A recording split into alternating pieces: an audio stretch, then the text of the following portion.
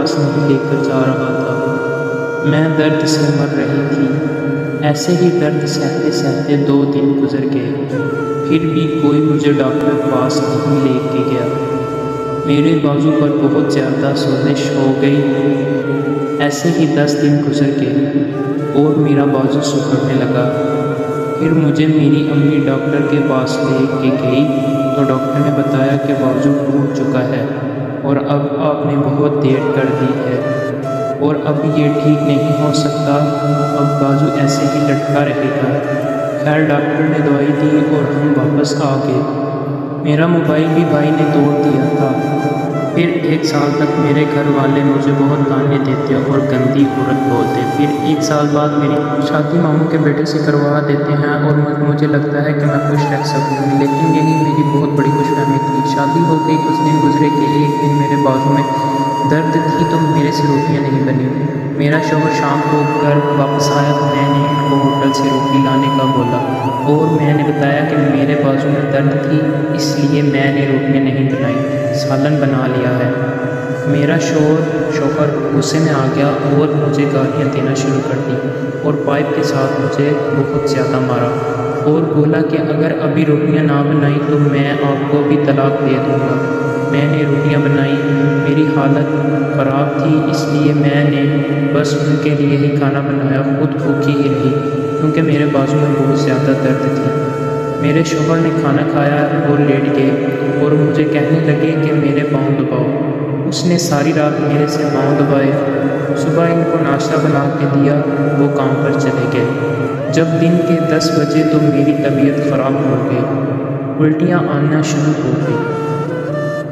میری ساسو ماں مجھے ڈاکٹر کے پاس لے گئی تو انہوں نے بتایا کہ میں ماں بننے والی ہوں۔ میں بہت خوش ہوئی اور مجھے لگا کہ اب میرے شوہر بھی میرے ساتھ ٹھیک برتاؤ کریں گے۔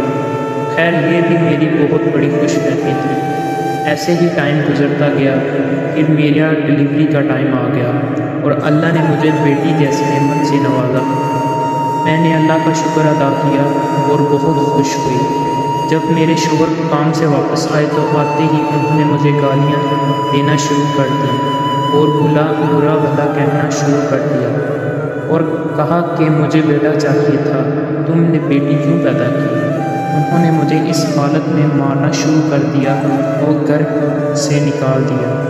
میں اپنی بیٹی کو لے کر امی گھر جا رہی تھی کہ راستے میں ہمارا ایکسیڈنٹ ہو گیا اور میری بیٹی کو بہت زیادہ چوٹیں لگ گئی جس کی وجہ سے وہ انتقال کر گئی۔ خیر ایسے ہی میں لاچار، میرے سے چلا بھی نہیں جا رہا تھا۔ خیر میں امی گھر پہنچ گئی۔ میں نے دیکھا تو امی کی طبیعت بہت خراب تھی۔